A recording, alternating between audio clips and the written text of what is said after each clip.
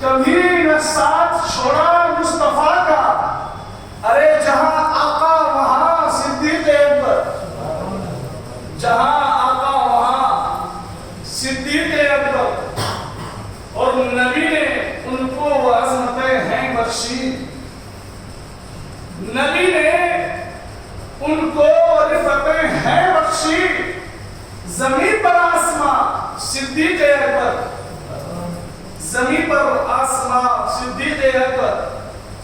ایک دوسرے شاعر نے اپنے الفاظ میں کہا کہ بیان وہ کس سما سے مرتبہ صدیق اکبر کا، بیان کس سما سے ہو مرتبہ صدیق اکبر کا، ہے یار وائے محبوب خدا صدیق اکبر کا، اور رسول و انبیاء کے بعد جو افضل ہو عالم میں، رسول و انبیاء کے بعد جو افضل ہو عالم میں، یہ ہے عالم میں کس کا مرتبہ صدیق اکبر کا۔ اور آخری شعر کہ نبی اور خدا کا مدحب و صدیق اکبر ہے۔ مدحب کا معنی ہوتا ہے تعریف کرنے والا، اس کی تعریف و توصیف بجانے والا، کہ نبی اور خدا کا مذہب و صدیق اکبر ہے۔ ارے نبی صدیق اکبر کا، خدا صدیق اکبر کا، نبی صدیق اکبر کا، خدا صدیق اکبر کا۔ ایک مرتبہ اور سارے لوگ آواز سے آواز ملا کر پڑھیں اللہم صلی اللہ علیہ سیدنا شفیعنا وحبیبنا محمد صلاۃ و سلام علیک یا رسول اللہ صلی اللہ علیہ وسلم۔ حضرات، ہم اہل سنت والجماعت کے لوگ انبیاء کرام کو ماننے کے ساتھ ساتھ اولیاء کرام کو بھی بے پناہ محبت رکھتے ہیں، ان کی عقیدت اپنے دلوں میں رکھتے ہیں، ان کے نام سے فاتحہ خوانی وغیرہ کا گھروں میں اہتمام اور کاموں میں اہتمام کرتے ہیں۔ لیکن حضرات، یہ اولیاء کرام سے بڑھ کر صحابہ کرام کی جماعت ہے کہ سارے اولیاء کرام اگر مل کر چاہے کہ صحابہ کے برابر ہو سکے تو نہیں ہو سکتے۔ تو حضرت ابوبکر صدیق رضی اللہ تعالیٰ عنہ کی فضیلت کیا ہوگی، اس آیت پاک جو میں نے پڑھی اب سنیے، 30ویں پارے سورہ لیل کی آیت ہے، مدنی رضا والی سورہ کی آیت ہے۔ رب نے حضرت ابوبکر صدیق کے بارے میں کہا، پہلے ترجمہ سنیے، وَسَيُجَنَّبُهَا الْأَتْقَى الَّذِي یوتی مالہ یتزکا، کہ اللہ تبارک و تعالیٰ اس کو جہنم سے دور رکھے گا جو سب سے بڑا متقی اور پرہیزگار ہے۔ کون ہے؟ الذی یوتی مالہ یتزکا، جو اپنے مال کو خدا کی راہ میں خرچ کرتا ہے اس لیے کہ اس کو پاکیزگی ملے۔ پھر آگے رب نے کہا وَمَا لِأَحَدٍ عِندَهُ مِن نِعْمَةٍ تُجْزَىٰ، اس پر کسی کا احسان نہیں ہے کہ اس کے احسان کا بدلہ چکایا جائے۔ إِلَّا ابْتِغَاءَ وَجْهِ رَبِّهِ الْأَعْلَىٰ وَلَسَوْفَ يَرْضَىٰ، وہ تو اپنے محبوب کی، اپنے رب کی رضا چاہتے ہیں، اپنے رب کو خوش کرنا چاہتے ہیں۔ وَلَسَوْفَ يَرْضَىٰ، اللہ تعالیٰ قریب اس سے راضی ہو جائے گا۔ یہ آیت پاک کا مطلب ہے۔ اب یہ آیت پاک نازل کب ہوئی، اس کا ذرا پس منظر سماعت کیجیے گا۔ حضرات، آپ لوگوں نے وہاں کیا سنا ہوگا کہ حضرت بلال حبشی رضی اللہ تعالیٰ عنہ ایک غلامی کی زنجیر میں جکڑے ہوئے تھے، کفار مشرکین کے قبضے میں تھے۔ کفار مشرکین نے ایک بہت بڑی قیمت رکھی تھی کہ جو اس قیمت کو ادا کر دے گا میں بلال کو جو ہے آزاد کر دوں گا، ہم لوگ اس کو آزاد کر دیں گے۔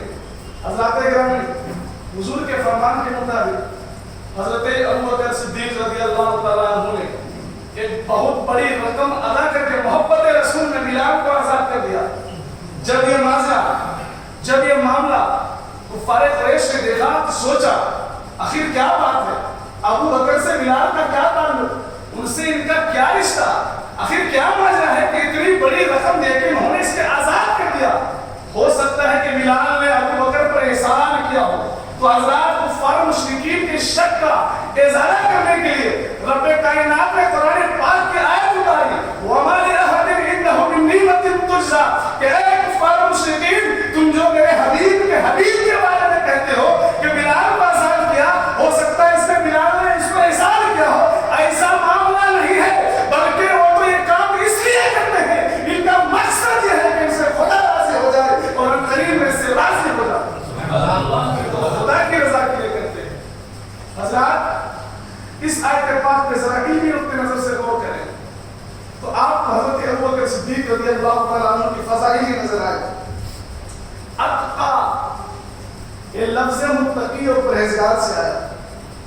रब अगर चाहता तो यह भी कह सकता था कि मुत्तकी परहेज़गार को रब्बे कायनात आज़ाद कर देगा, लेकिन इसमें तफ़ज़ील का सेगा ला करके बताया कि सबसे बड़ा मुत्तकी और परहेज़गार और सबसे बड़ा मुत्तकी परहेज़गार उम्मत में कौन है? वो हज़रत अबू बकर सिद्दीक़ रज़ियल्लाहु तआला अन्हु।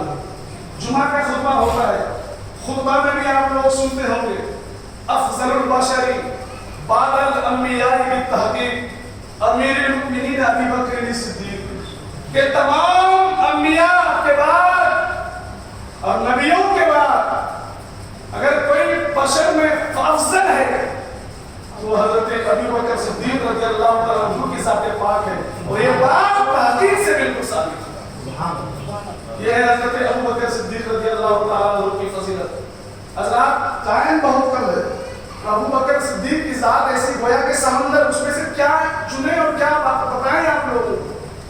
हदीस बेशुमार हज़रत अबू बकर सिद्दीक़ के फ़ज़ाइल पर है, कई कुरान की आयतें हज़रत अबू बकर सिद्दीक़ रज़ियल्लाहु तआला अन्हु के मनाक़िब पर नाज़िल हुई है।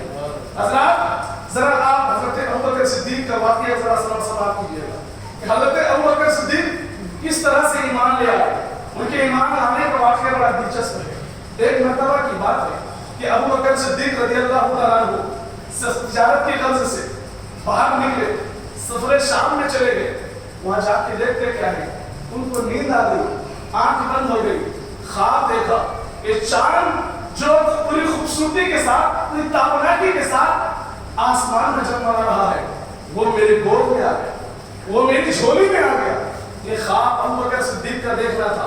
आँख खुल गई, इस ख्वाब की ताबीर पूछने के लिए एक राही के पास चले गए। ये राही जिसको पादरी कहते हैं, जाके पूछा ये ख्वाब की ताबीर क्या हो सकती है? मैं सो रहा था, मेरे गोद में चांद आ गया। राही ने कहा अबू बकर मुबारक हो, तुम दौलत ईमान से माला माल होने वाले हो, मोहम्मद रसूलुल्लाह का कलमा पढ़ने वाले हो। हज़रात, जब राही के इस ताबीर को हज़रत अबू बकर सिद्दीक़ ने सुना कि मैं दौलत ईमान से माला माल होने वाला हूँ, मोहम्मद रसूलुल्लाह का कलमा पढ़ने वाला हूँ, आपके नाम पर मर मिटने वाला हूँ, तो आपके दिल में जो है बेकरारी और बढ़ती चली गई, बेचैनी और बढ़ती चली गई, इश्क और भी बढ़ता चला गया, मोहब्बत और भी बढ़ती चली गई। आप बेकरार में सुकून होने लगे कि कब महबूब की बारगाह में जाऊँ, कब महबूब की बारगाह में जाऊँ और दौलत ईमान से माला माल हो जाऊँ। हज़रात गिरामी, प्यारे अबू बकर सिद्दीक़ रज़ियल्लाहु तआला अन्हु जो है इसी इरादे के साथ मुस्तफ़ा करीम की बारगाह में हाज़िरी देते हैं। जैसे ही मुस्तफ़ा करीम ने अबू बकर सिद्दीक़ को देखा, मुस्तफ़ा ने मुस्कुरा दिया, फरमाया अबू बकर क्या तेरे ईमान लाने का वक्त नहीं आया है? अबू बकर सिद्दीक़ ने कहा आका, मैं तो इसलिए हाजिर आया हूँ, आप अपने दामन करम में मुझे पनाह दे दीजिए। हज़रत इतना कहा था, प्यारे मुस्तफ़ा कहते हैं सिद्दीक़ पर अशहदु अल्ला इलाहा इल्लल्लाह व अशहदु अन्ना मुहम्मदन अब्दुहु व रसूलुहु। कहे सिद्दीक़ बोलो कि मैं गवाही देता हूँ कि अल्लाह ही इबादत के लायक है और मोहम्मद सल्लल्लाहु अलैहि वसल्लम अल्लाह के बरगुज़ीदा बंदे और उसके रसूल हैं। कहने के बाद अबू बकर सिद्दीक़ जो है दौलत ईमान से माला माल हो जाते हैं। आप लोगों ने ये भी सुना होगा जो इस्लाम फैला रफ्ता रफ्ता, सुनो धीरे धीरे फैला, ऐसा नहीं कि सारे लोग एक साथ ईमान लेकर आ गए। हज़रात, जिस वक्त अबू बकर सिद्दीक़ ईमान लेकर आए, उस वक्त मुसलमानों की तादाद क्वांटिटी बहुत कम थी, बहुत कम तादाद में मुसलमान मौजूद थे। मज़हब इस्लाम की तबलीग और इशाअत, तरगीब और इशाअत को अलग ऐलान खुल्लम खुल्ला नहीं कर सकते थे, चोरी छुपके तबलीग किया करते थे। लोगों को कहते थे, जो दोस्त यार एक दूसरे के होते थे, कहते थे ये जो तुम बुतों की इबादत कर रहे हो ये गलत है, खुदा सिर्फ एक है, अल्लाह ही इबादत के लायक है। इस तरह से लोग चोरी छुपके जो है लोगों तक अपनी बातें पहुंचाया करते थे, तबलीग इस्लाम किया करते थे। हज़रात गिरामी, अबू बकर सिद्दीक़ से दौलत से ईमान से माला माल हो गए, दिल ही दिल में सोचने लगे कि इस तरह चोरी छुपके हम तबलीग इस्लाम करें आखिर कब तक? ऐसा अगर होगा तो इस्लाम जल्दी नहीं फैलेगा। इसलिए अलल ऐलान खुल्लम खुल्ला जो है मजहब इस्लाम की तबलीग होनी चाहिए, तबलीग इशाअत होनी चाहिए। हज़रात ये बेचैनी हज़रत अबू बकर सिद्दीक पर सताने लगे, वो बेकरार हो गए, प्यारे मुस्तफा की बारगाह में हाथ में देते हैं, आका अब तो मैं ईमान की दौलत से मालामाल हो गया हूँ, आका हम क्यों छुप कर जो है तबलीग इस्लाम करें, इस्लाम की तबलीग इशाअत करें, आका इजाजत फरमा दीजिए। हम लोग जो है अब जो है अलल ऐलान खुल्लम खुल्ला जो है पूरे तरीके से तबलीग इस्लाम करेंगे। लेकिन आका फरमाते हैं अबू बकर रुक जाओ, अभी जो है अलल ऐलान तबलीग करने का वक्त नहीं है, जरा और रुक जाओ और भी लोगों को दामन इस्लाम में आने दो, मजहब इस्लाम से जो है हमारा मान होने दो। अबू बकर रुक जाओ। हज़रत अबू बकर के दिल में ये बेचैनी सता रही थी कब आका से इजाजत मिले और जो हम अलल ऐलान खुल्लम खुल्ला तबलीग इस्लाम कर सके।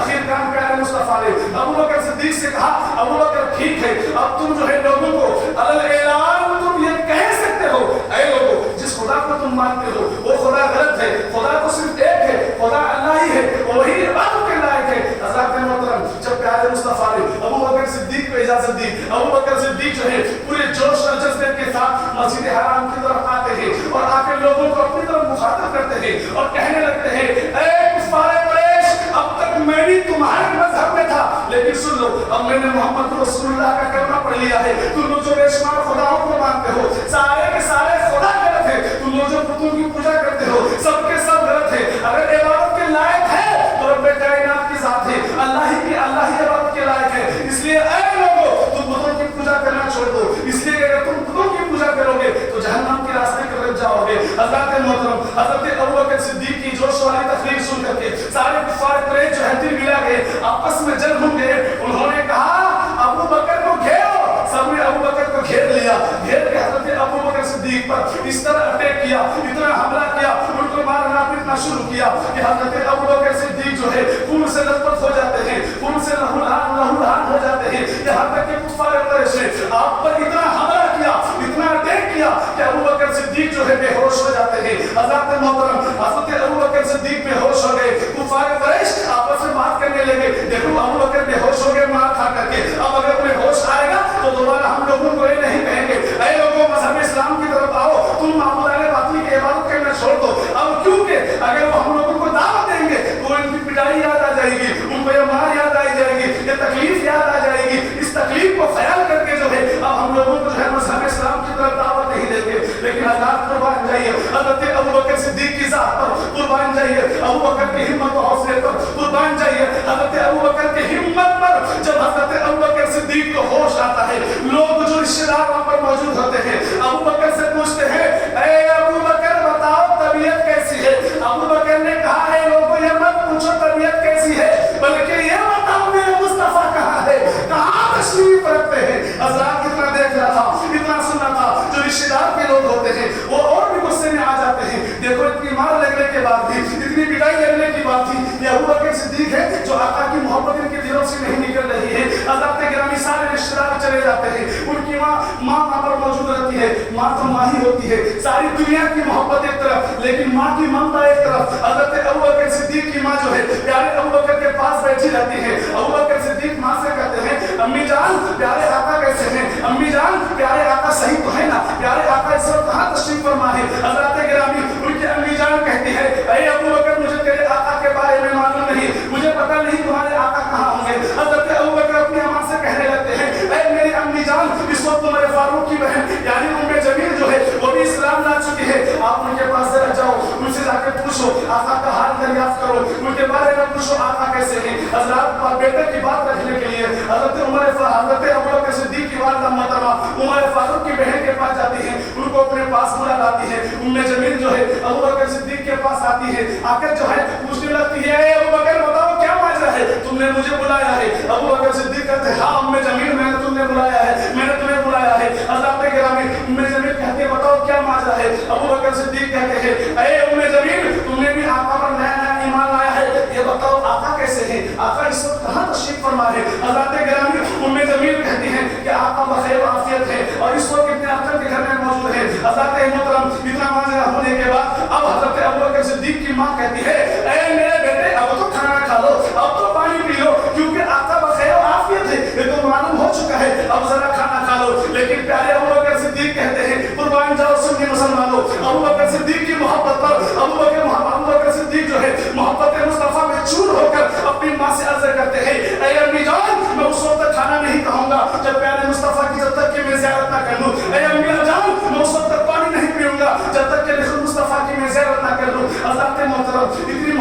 देखने के बाद अबू बकर सिद्दीक की मां जो है अबू बकर को साथ ले चलती है, बूढ़ी मां अपने बेटे को साथ लेकर चलती है। हज़रत मोहतरम जैसे ही बारगाह मुस्तफा में प्यारे मुस्तफा की नजर पड़ती है, मुस्तफा की नजर आते हज़रत अबू बकर पर पड़ती है, एक दूसरे को जब देखने लगते हैं आंखों से अश्क जारी हो जाते हैं, आंखें अश्कवार हो जाती है, रोते हैं, बिलखते लगते हैं और बेगुजार पतार बोलने लगते हैं। और प्यारे मुस्तफा जो है हज़रत अबू बकर सिद्दीक के पेशानी को छू रहे होते हैं और अबू बकर सिद्दीक जो है मोहब्बत में झूम रहे होते हैं।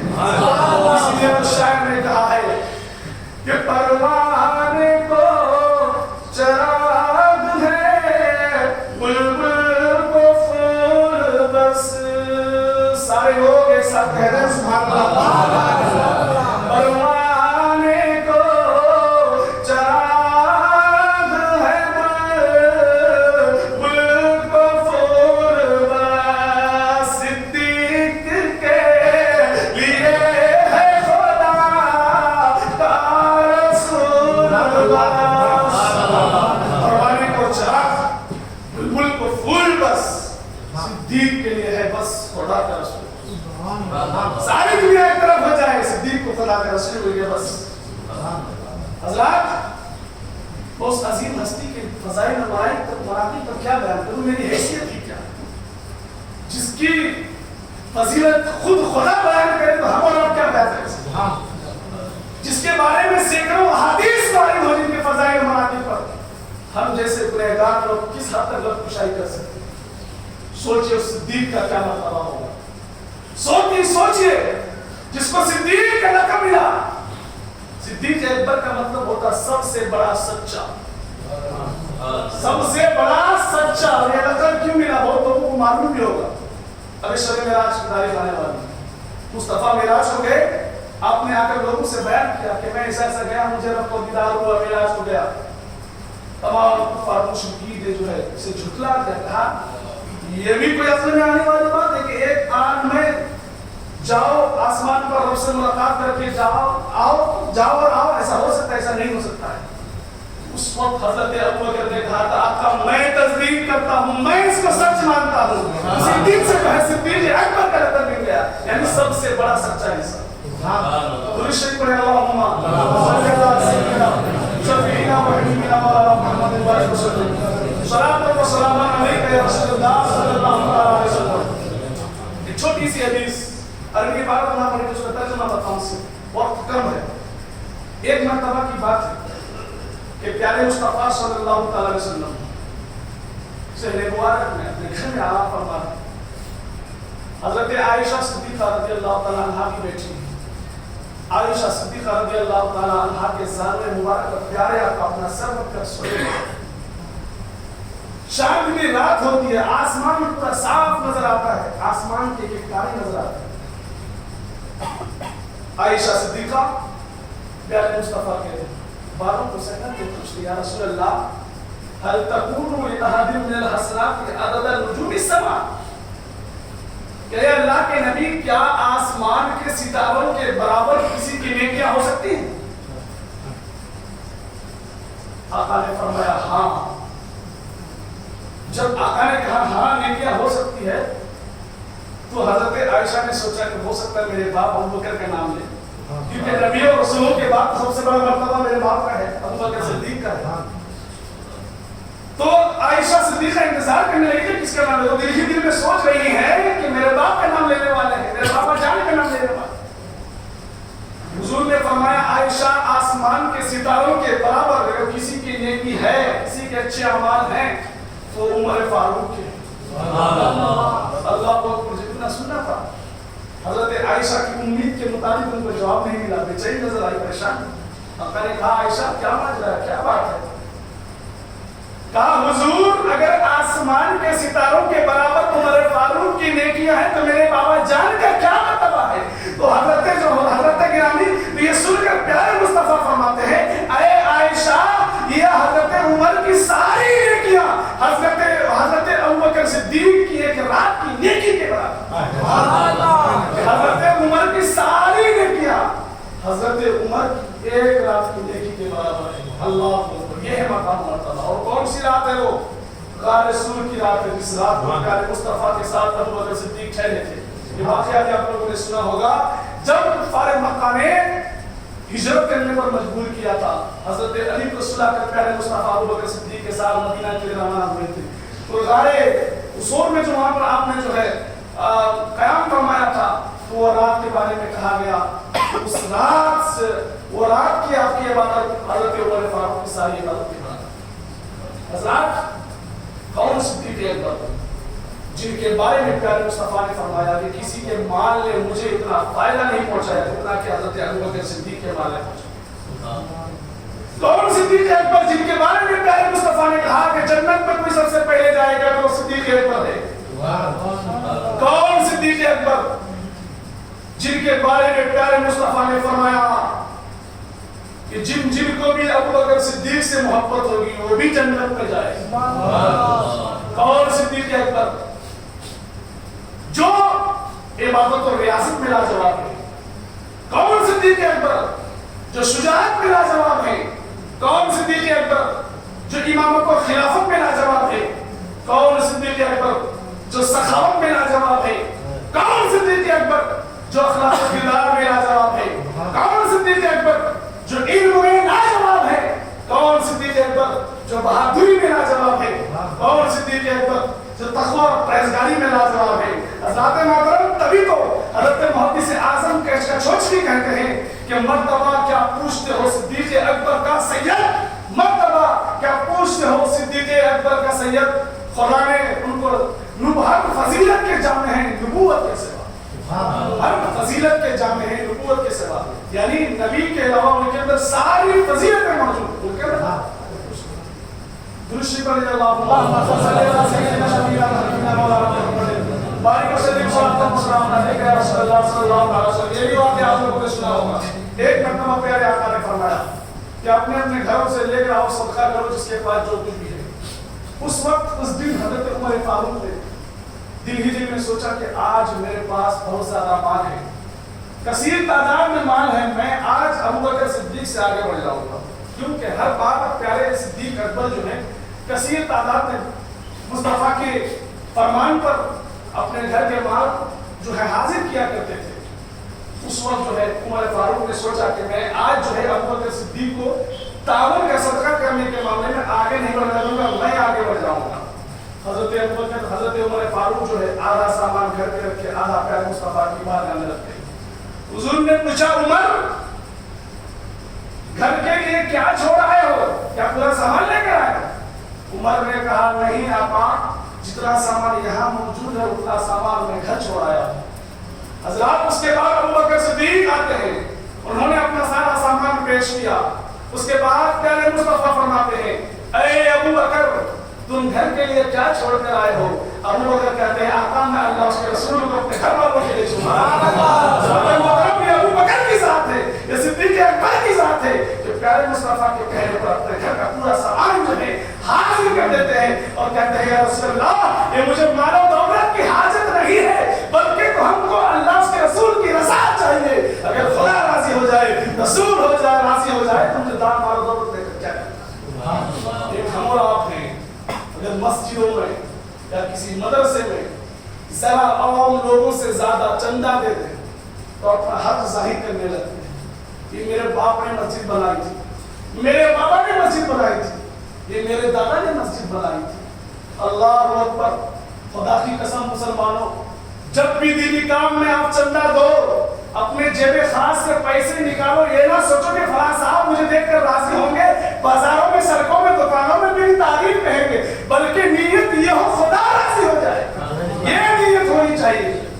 آج کل اس طرح کے فتوے بھی ہم ہزاروں پڑھ چکے ہیں، آگے بھی ہم پوچھتے ہیں کہ مفتی صاحب قبلہ فلاں صاحب نے جو ہے مسجد میں 2 لاکھ 4 لاکھ اس طرح کی رقم لگائی، بعد میں کہتے ہیں کہ ہم نے جو ہے اس مسجد میں اتنا پیسہ لگایا اس لیے مسجد ہماری ہے، یہ مسجد ہم لوگوں کی ہے، یہ مسجد ہمارے باپ دادا کی ہے۔ سنو قرآن کا فرمان، رب کا اعلان وَأَنَّ الْمَسَاجِدَ لِلَّهِ، مسجد صرف اور صرف اللہ کی ہے، نہ تمہاری ہے تمہارے باپ۔ اور سنو مسجد کی عبادت، مسجد کی تعمیر اور ترقی میں کام حصہ لینے کی توفیق اسی کو ہوتی ہے جس کا اللہ اور یوم آخرت پر ایمان ہوتا ہے، جو اللہ سے کرتا ہے۔ میں اپنی طرف سے کوئی بات نہیں دے رہا ہوں. قرآن کی آیت ہے انما یامر مساجد اللہ من آمن باللہ والیوم الآخر واقام الصلاۃ وآتى الزکاۃ ولم یخش الا اللہ فعسى اولئک ان یکونوا من المہتدین. کہ مسجد کی تعمیر وہی کریں گے, مسجد کی تعمیری کام میں وہی حصہ لیں گے جن کا اللہ پر ایمان ہوگا اور قیامت کے میدان میں یوم آخرت پر ایمان ہوگا, اور جو نماز کی پابندی کریں گے تو وہی لوگ ہدایت یافتہ ہدایت پانے والے. اس لیے کوئی یہ نہ سوچے کہ ہم نے مسجد پہ اتنے پیسے دیے, ہمارے باپ دادا نے اتنے پیسے دیے, اس کی وجہ سے ہم حق جتا رہے ہیں. خدا کے واسطے یہ کیوں کہ ہمارے بعض مسلمانوں میں ایسی سوچ پیدا ہوتی ہے, سوچتے ہیں کہ ہم نے جو ہے مسجد میں زمین دی ہے, یا ہم نے جو ہے عام لوگوں سے زیادہ بڑھ کے چندہ دیا ہے, اسی وجہ سے ہمارا حق ہے. ایسا حق, ایسا آپ کا تعاون کرنا کل قیامت کے میدان میں آپ کے منہ پر مار دیا جائے گا, ٹھوکا دیا جائے گا. اسی وجہ سے اے لوگوں, اگر مسجد میں یا مدرسے میں تعاون کرتے ہو تو کبھی احسان جتا کر اپنے اعمال کو ضائع اور برباد نہ. یہ صدیق اکبر کی ذات آپ نے سنا, مصطفیٰ کے کہنے پر پورا کا پورا سامان دے دیا, کہا آقا آپ راضی ہو جائے, اللہ راضی ہو جائے, ہم لوگوں کے لیے بس. درود شریف اللہم صلی علی سیدنا شفیعنا و حبیبنا مولانا محمد علیہ وسلم صلاۃ و سلام علیک یا رسول اللہ صلی اللہ علیہ وسلم. اللہ کہنا یہ چاہتا ہوں کہ 11ویں شریف کا موقع آتا ہے, 12ویں شریف کا موقع آتا ہے, ابھی سامنے خجا گئی نماز کا اسے مبارک بھی آنے والا ہے. ہم اور آپ مل کر جو ہیں اپنے گھروں میں بھی فاتحہ کا اہتمام کرتے ہیں, ہو سکتا ہے تو جلسہ جلوس بھی کر دیتے ہیں, لیکن حضرات ہمیں صحابہ کرام کی ذات کو بھی بھولنا نہیں چاہیے. ان کے نام سے اپنے گھروں پر جو ہے روشنی کرنی چاہیے, ان کے فیضان سے مالا مال ہونا چاہیے. ان کے بزرگان دین کے نام سے, صحابہ کرام کے نام سے اگر آپ جو ہے فاتحہ خوانی کا اہتمام کریں گے, ان کے نام پر میلاد پاک کا اہتمام کریں گے, تو ان کے فیضان سے ضرور مالا مال. اور یاد رکھیے میلاد پاک وغیرہ کا اہتمام کرنا یہ محبت کی علامت ہے, اور میلاد فاتحہ سے وہی چڑھتے ہیں جن کے دل میں عداوت ہوتی ہے, نفرت ہوتی ہے, کہتے ہیں کیا ضرورت ہے, یہ محبت کی علامت ہوتی ہے. اور سنو, پیارے مصطفیٰ نے فرمایا جو ابو بکر صدیق سے محبت کرے گا اس کا کیا حشر ہوگا معلوم ہے؟ شب معراج تو پیارے مصطفیٰ نے کہا کہ جبریل امین نے اس سے کہا کہ جب ابو بکر صدیق سے کہا جائے گا اے ابو بکر جنت میں داخل ہو جائیے, تو ابو بکر کہیں گے نہیں میں اسے داخل نہیں ہوں گا, میں ان تمام لوگوں کو ساتھ لے کر جنت میں جاؤں گا جو دنیا میں رہ کر مجھ سے محبت فرمایا کرتے تھے, محبت کیا کرتے تھے. اس لیے حضرات اگر جنت میں جانا چاہتے ہو, ابو بکر صدیق کی صحبت چاہتے ہو, ان کے نام کی محفل سجا کر, ان کے نام سے بھی فاتحہ خوانی کا انعقاد کر کے, ان کی سیرت کو اپنی زندگی کے سانچے میں ڈھل کر اپنی آخرت کو سنوارو, یہی تمہارے لیے کامیابی ہونے. ایک مرتبہ کی بات ہے کہ حضرت عمر فاروق علی رضی اللہ تعالیٰ عنہ اور حضرت ابو بکر صدیق رضی اللہ تعالیٰ عنہ کے ایک دوسرے سے ملاقات ہو گئی. جب حضرت علی پر ابو بکر صدیق کی نظر پڑی تو آپ نے دیکھ کر مسکرا دیا. علی نے پوچھا ہے ابو امیر المؤمنین ابو بکر صدیق کیا بات ہے, آپ مجھے دیکھ کر مسکرا رہے ہیں. اتنا سننے کے بعد ابو بکر نے کہا اے علی معلوم ہے تمہیں دیکھ کر مجھے مسکرایا کیوں, کہ تمہارے بارے میں پیارے آقا نے فرمایا تھا کہ جنت میں وہی جائے گا جس کو جنت جانے کی اجازت علی دیں گے اور جنت جانے کا ٹکٹ علی دیں گے. اسی لیے تمہیں دیکھ کر مجھے میرے چہرے پر مسکراہٹ آ گئی.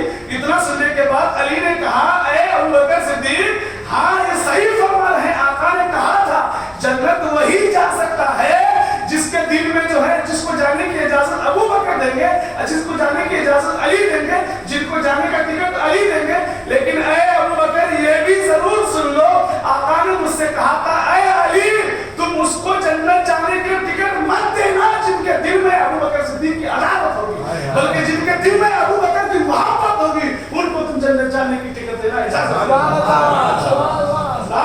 جنت جانا چاہتے ہو صحابہ کرام سے محبت کرو, اولیاء کرام سے محبت کرو, غوث و خواجہ رضا سے محبت کرو. انشاءاللہ تعالی ہم جو ہیں ان کے ساتھ ان کی صحبت کا حصہ پا کر جنت جا سکتے ہیں, کیونکہ ہمارے اعمال اس لائق نہیں ہے کہ ہم اپنے اعمال پر بھروسہ کر کے جنت جائیں. نماز فرض ہے, نماز کی بتائیے کتنے لوگ پابندی کرتے ہیں, ماشاءاللہ اتنی عالیشان مسجد, لوگ بھی بڑے اخلاص خلوص والے محبت والے, لیکن جب پنج وقت نمازوں کی باری آتی ہے وہاں پر 1 صف 1.5 صف، اتنا بڑا رحمت نگر محلہ، جس محلے کا نام ہی سن کے معلوم پڑے کہ مسلمانوں کا محلہ رحمت نگر، وہاں پر صرف نماز کے لیے 1.5 صف 1 صف۔ حضرات مسجد بنا کر اس میں چندہ دینا یہ بڑی کامیابی نہیں ہے، بلکہ مسجد بنا کر نمازوں کی پابندی کر کے مسجد میں آنا جانا آمد و رفت لگا کر مسجد کو آباد کرنا یہ بڑی کامیابی ہے۔ کوئی اگر یہ سوچتا ہے کہ ہمارے محلے میں مسجد ہے ہم چندہ دیتے ہیں بہت بڑا کام کرتے ہیں، یہ بہت بڑا کام نہیں ہے۔ ٹھیک ہے اگر آپ کی نیت ہے صحیح تو ہو سکتا ہے اللہ تعالیٰ قبول کر لے، لیکن حضرات نمازوں کی پابندی کر کے بھی مسجد کو آباد کرنا اللہ تعالیٰ یہ زیادہ پسند ہے۔ اسی لیے ہمیں آپ کو چاہیے کہ نمازوں کی بھی پابندی کریں۔ انشاءاللہ اس موضوع پہ بھی کبھی بات ہوگی، سارے لوگ مل کر پڑھیں استغفر اللہ ربی من کل ذنب واتوب الیہ۔ ایک چیز اور بھی بتانا چاہتا بار بار یہ مسئلہ مجھے یاد آتا ہے، حدیث پاک کے الفاظ تقریباً ہو سکتا ہے آگے پیچھے کچھ ہو، اذا جلس الامام علی المنبر فلا صلاۃ ولا کلام، کہ جب امام صاحب جمعہ کے دن منبر پر بیٹھ جائیں تو اس وقت نہ کوئی بات ہے نہ درود و سلام۔ مطلب کہنے کا یہ ہے کہ جب اذان ثانی ہونے والی ہوتی ہے امام صاحب آپ منبر پر بیٹھ جاتے ہیں، اس وقت تب بات کرنا منع ہے ہی ہے، کیونکہ جمعہ کا خطبہ سننا یہ واجب ہے، اگر کوئی نہیں سننا تو ملے گا، اس وقت درود شریف بھی نہیں پڑھ سکتے آپ۔ میں اس لیے کہہ رہا ہوں کہ جمعہ کے خطبے میں ہم پڑھتے ہیں جو آیت آتی ہے ان اللہ وملائکتہ یصلون علی النبی یا ایھا الذین آمنوا صلوا علیہ وسلموا تسلیما، اس میں سب لوگ جو ہے درود پڑھے رہتے ہیں، وہ آپ کو درود نہیں پڑھنا ہے بلکہ خطبہ سننا ہے، یہ سننا ہی واجب ہے۔ اور ایک مسئلہ کہ الحمدللہ رب العالمین کے اخیر میں والضالین جو کہا جاتا ہے، یہ تو پورا دعائیہ سورہ ہے کہ اللہ انعام والوں کے راستے پر چلا، ان کے راستے پر نہ چلا، جس پر تیرا غضب ہوا، اس پہ اخیر میں سب لوگ جو آمین کہتے ہیں، یہ آمین آواز سے کہنا شافعی مذہب میں ہے، ہمارے سنی مذہب میں نہیں، حنفی مسلک میں نہیں ہے۔ آمین کہیں آہستہ سے کہیں، کیونکہ قرآن پاک میں آتا ہے وَإِذَا قُرِئَ الْقُرْآنُ فَاسْتَمِعُوا لَهُ وَأَنصِتُوا لَعَلَّكُمْ تُرْحَمُونَ، کہ اے لوگوں جب قرآن پڑھا جائے خاموشی سے سنو، چپ رہو اور خاموشی سے سنو تاکہ اللہ تبارک و تعالیٰ کی تم پر رحمت نازل ہو۔ اس لیے آپ آمین کہیں، ہلکی آواز میں کہیں، خود سن لے اتنا کافی ہے۔ اور کیوں یہ بھی یاد رکھیے کہ آمین بلب سے دیگر اگر کہا جائے تو ہم لوگ یہ کہتے ہیں مولا قبول فرما لے، اور دعا جو ہے جتنی آہستہ کی جائے رب کی بارگاہ میں گریا ظاہر کر کے وہ زیادہ بہتر ہو۔ اس لیے آمین آہستہ کہا کریں، اس کا بھی خیال رکھیں۔ انشاءاللہ تعالیٰ مسائل تو بہت پڑھنے کے لیے چاہ رہا ہوں، اس پہ بھی دھیرے دھیرے روشنی رکھوں گا۔